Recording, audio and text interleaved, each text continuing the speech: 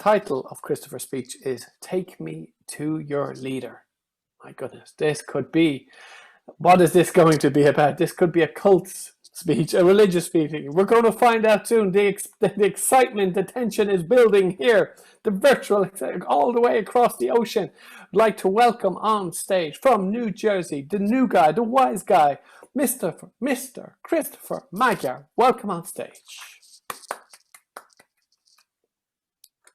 Mr. Toastmaster, fellow Toastmasters, none of you are old enough to remember the civil war that raged in the Congo in the early 1960s. When I was a boy, if I looked at a map of the world and I looked at Africa, I would find a place called the Belgian Congo.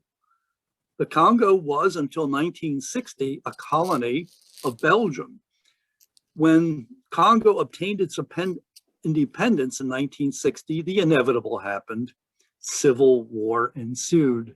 There were two factions, the followers of Joseph Kasavubu and the followers of Patrice Lumumba, two competing factions. So the story goes, a Martian lands in the Congo during the Civil War, in the middle of the Congo, a visitor from Mars, and like every visitor from Mars, duly demands, take me to your leader. Now the Congolese asks him, well, which one? Do you want to speak to Kasavubu or Lumumba? The Martian says, take me to your leader. We can dance later. We can all cite great examples of leadership in history.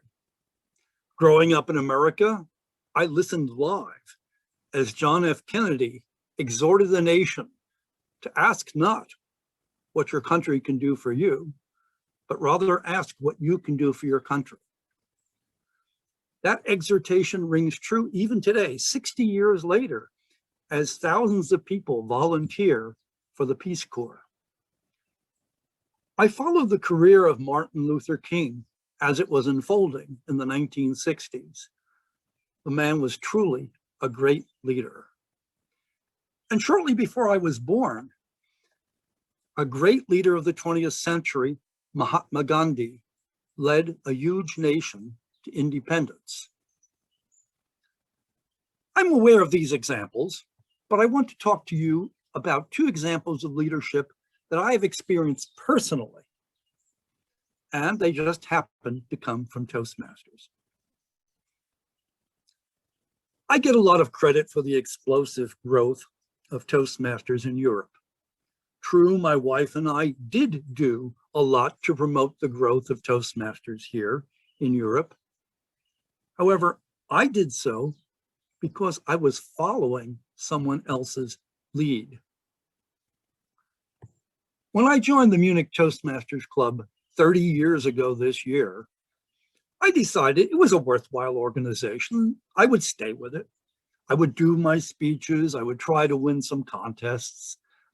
However, my level of commitment took a quantum leap that evening that Rob Coburn came to visit the Munich Toastmasters Club.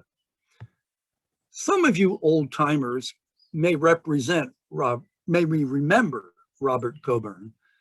Rob's a Canadian from Toronto who worked as a civilian employee of NATO in Luxembourg. 8 years ago, he retired and went to Australia to live in Australia. Rob's maybe 5 or 6 years my junior. When I met him, he was serving that year as an area governor. We now call them area directors for the Low Countries and France. I had been a Toastmaster for slightly over a year at that time, and Rob was on a business trip for NATO in Munich. What impressed me first of all was that Munich was not part of his area. Here he was on a business trip, but instead of going out with his hosts or his colleagues in the evening, he elected to attend our meeting. The other thing that impressed me was his ardor. when speaking about Toastmasters. If you want me to follow you, just show enthusiasm. In a sense, Rob Coburn was preaching to the choir, but his level of enthusiasm just inspired me that night, carrying me to a whole new level of commitment.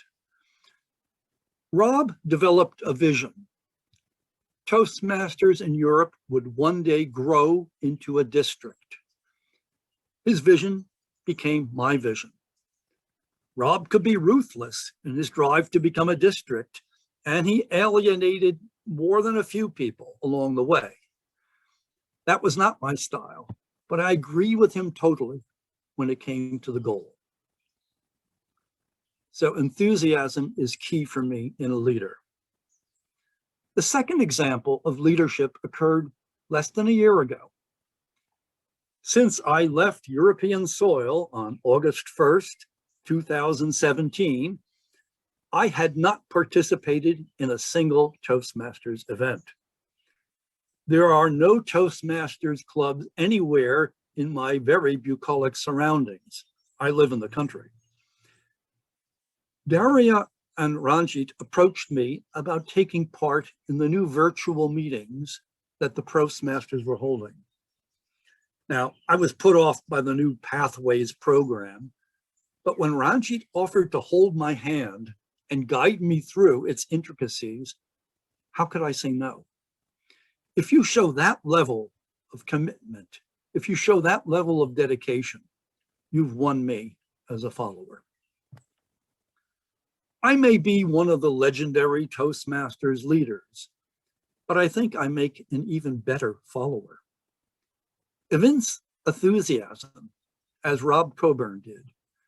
Show dedication and commitment, as Ranjit and Daria did, and you've got me in your camp.